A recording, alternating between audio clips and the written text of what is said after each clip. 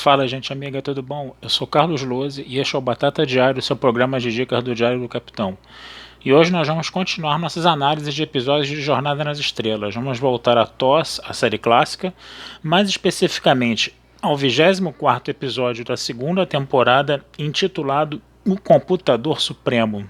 Gente, esse episódio é muito bom, tá? É aquele episódio icônico de Jornada nas Estrelas, né? A gente vai conhecer o Dr. Richard Destron, né? Que vai dar origem, né, ao famoso Instituto Destron, né? Que a gente vai ver nas séries seguintes, né? Posteriores a TOS, né? E é um computador, é um episódio que suscita muitas discussões, né, muitas reflexões, né, em torno de um determinado tema, né, que é aquele velho tema de embate entre tradição e modernidade, né, entre o humano e o tecnológico, até que ponto, né, a máquina pode substituir o homem, né, todas essas coisas, né. Mas vamos falar um pouquinho do plot para a gente poder entender, né. A Enterprise ela vai ser chamado a uma estação espacial, né, pelo Commodore Wesley, né. O Commodore Wesley diz que a Enterprise ela foi, vamos dizer assim, escolhida para fazer exercícios militares, né, jogos de guerra, né, com as outras naves da Federação, com outras naves da Federação, como a Excalibur, a Lexington, a Potemkin, a Hood, né, no caso, né. E vai ser instalada na Enterprise um computador chamado M5, né, que foi criado pelo Richard Destron, né, no caso, né, e o computador ele vai fazer tudo na nave, né, toda a tripulação vai ficar na estação espacial e só precisa ficar 20 tripulantes na nave, né. E aí, né, vai começar toda aquela questão, né, o Kirk ele vai ficar só sentado assistindo, né, o M5 pilotando a Enterprise, né, e fazendo os exercícios lá, né, militares, né, no caso, né, e aí o Kirk ele começa a se sentir meio obsoleto, né, até que ponto, né, a Enterprise, a própria nave dele, né, comandada pelo M5, vai, vamos dizer assim, tirar o emprego dele, né. E aí ele começa a fazer todo esse questionamento, né, para o McCoy, coisa e tal, né? E à medida que os jogos de guerra vão acontecendo, né, à medida que exercícios militares vão acontecendo, né, essa impressão ela só vai se tornando cada vez maior, né? E ele vai se tornando cada vez mais obsoleto aí nessa coisa, né? O Spock vai ficar muito admirado pelo computador, né, no caso, obviamente, né, que o computador funciona bem pra caramba, coisa e tal, né, mas vê-se claramente que que esse episódio, né, que essa história vai falar, né, que o ser humano é insubstituível, né, que a máquina, por mais que ela se desenvolva tecnologicamente, ela jamais vai substituir o ser humano, né. O próprio Spock depois ele faz um discurso nesse sentido, né, até para deixar o Kirk um pouco mais, como podemos dizer assim, mais aliviado com relação às suas elucubrações, né, no caso, né. O grande detalhe é que a máquina ela começa a funcionar ilogicamente, né. Ela começa a fazer coisas como, por exemplo, puxar a energia da nave, né, de setores não essenciais da nave. Ela começa a aumentar o consumo de energia dela, coisa e tal, né.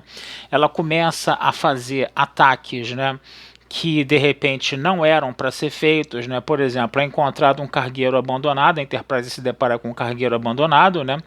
E a própria e o M5 acaba destruindo esse cargueiro, né? Acaba dando um tiro nesse cargueiro quando não era necessário, né?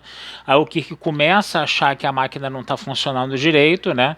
E aí ele diz que vai cancelar o exercício, né? Com a M5, ele vai dar meia volta e vai até a estação espacial para falar tudo isso para o Wesley, né? Para o comandante Wesley, no caso, né? Pelo Commodore Wesley, perdão, né? Só que quando eles vão tentar desligar a máquina começa a reagir contra eles, né? E aí a máquina começa a funcionar ilogicamente, né? Então, de repente, aquela máquina que era um prodígio de tecnologia, né?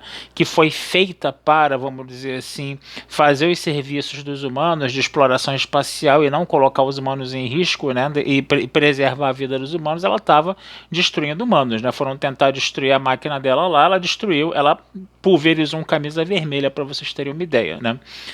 E aí o Kirk começa a perguntar pro Destron o que está acontecendo, né? E o Destron falou, né? Sempre houve, né, oposição, né? Essa oposição entre homem e máquina, né? Essa resistência entre homem e máquina, né?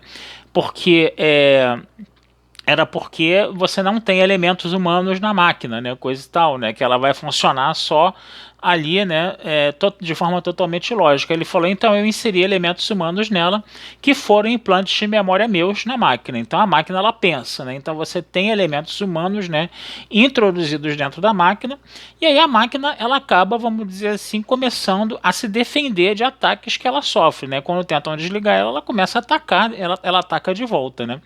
E aí de repente, né, você tem essa situação, né, onde o Kirk vai ter que discutir logicamente com a máquina, porque quando começam os exercícios de guerra, né, a máquina começa a atacar com toda a força, né, começa a matar tripulantes, inclusive nas naves, né, ela desliga, né, o rádio, né, ela desliga as frequências de comunicação, né, com as outras naves, né, e aí o Commodore Wesley ele percebe que como a Enterprise está atacando de forma completamente deslocada as outras naves e está matando inclusive tripulantes, né, ele pede uma autorização para a Frota Estelar para destruir a Enterprise, porque ele não consegue falar com o Kirk, né, porque o M5 desligou, né, o rádio, né. E aí o Kirk vai começar a conversar com o M5, né? Que o M5 ele pensa da mesma forma, né, que o Destron, né? E o Destron criou a máquina para proteger os humanos, né? Para proteger os humanos de atividades, entendeu? Que ela pode fazer como exploração espacial, viagens no espaço, está no perigo da exploração espacial, esse negócio todo, né? E preservar as vidas humanas, no caso, né? Mas aí o Kirk falou, não, mas você matou gente, entendeu? A sua função não é preservar as vidas humanas, então mas você está matando gente, né? Então você cometeu um crime, né? Aí qual é a punição para o crime? Aí a máquina pena de morte, né? E a máquina acaba se desligando, né? E ela desliga todas as armas, desliga os escudos, né? E deixa a Enterprise completamente à mercê das outras naves, né? A Enterprise só não vai ser destruída por quê? Porque o Commodore Wesley percebe, né, que a Enterprise está completamente desligada, né, que nem os escudos estão levantados, né, e aí ele, com a compaixão humana dele, né, que o Kirk conhecia, né, percebe ali, né, que alguma coisa aconteceu, né, e aí ele cancela o ataque, né, essa foi a argumentação. Então você vê como é que você tem essa questão do humano e do tecnológico, né. É uma série é um episódio cuja mensagem vai dizer, né, que o humano é insubstituível, né, que uma máquina não pode substituir o ser humano, né, aquela coisa da síndrome de Frankenstein, né, de que a criatura, né, tenta sobrepujar o criador, né, e ela vai contra isso, né, a mensagem do episódio vai contra isso, fala que o humano é insubstituível, né, embora, né, a máquina tenha sido bem ameaçadora, a criatura tenha sido bem ameaçadora com o criador aí no caso.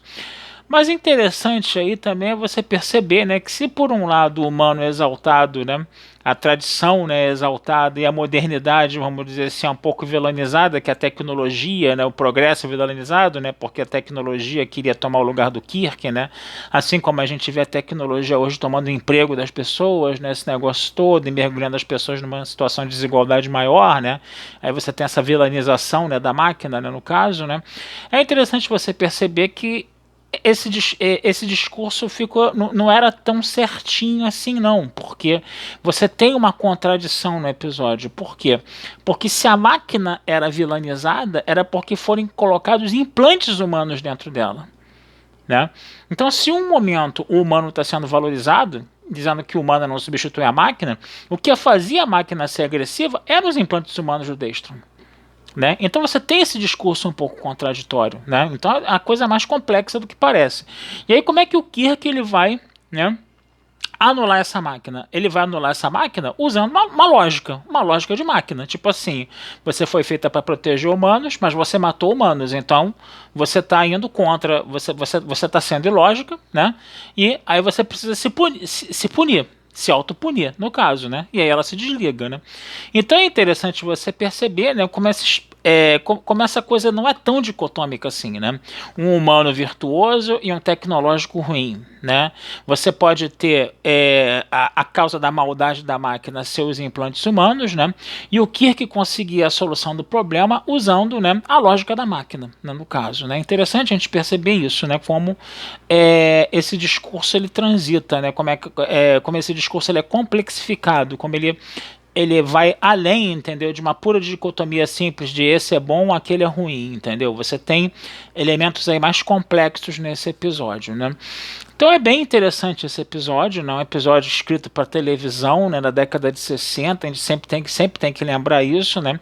É um tema já meio batido, que é a síndrome de Frankenstein, mas ainda assim, né, é um tema ainda, além dele ser um tema relativamente batido por ser a síndrome de Frankenstein, ele ainda é um tema relativamente novo, né, que até que ponto a tecnologia tomava o lugar do ser humano, né, quando a gente via, por exemplo, a mecanização, né, do trabalho, né, que estava realmente tirando, né, a, vamos dizer assim, os empregos dos seres humanos. Mais ou menos aquilo que o Asimov falava nos seus contos de robôs ali na década de 40 e 50 também, né? Então era um tema que estava ali meio que na baila ali também, e Jornada nas Estrelas está trabalhando, né, esse tema especificamente nesse episódio. Tá certo, gente. Vou ficando por aqui, tá? Desejando vida longa e próspera a todos, tá? Esse texto, como sempre, vai estar lá na Batata Espacial, tá? E não deixem de curtir, compartilhar, comentar, se inscrever no canal do Diário do Capitão, que essa ajuda de vocês sempre nos é muito bem-vinda, tá bom? Um abração, fui e até a próxima.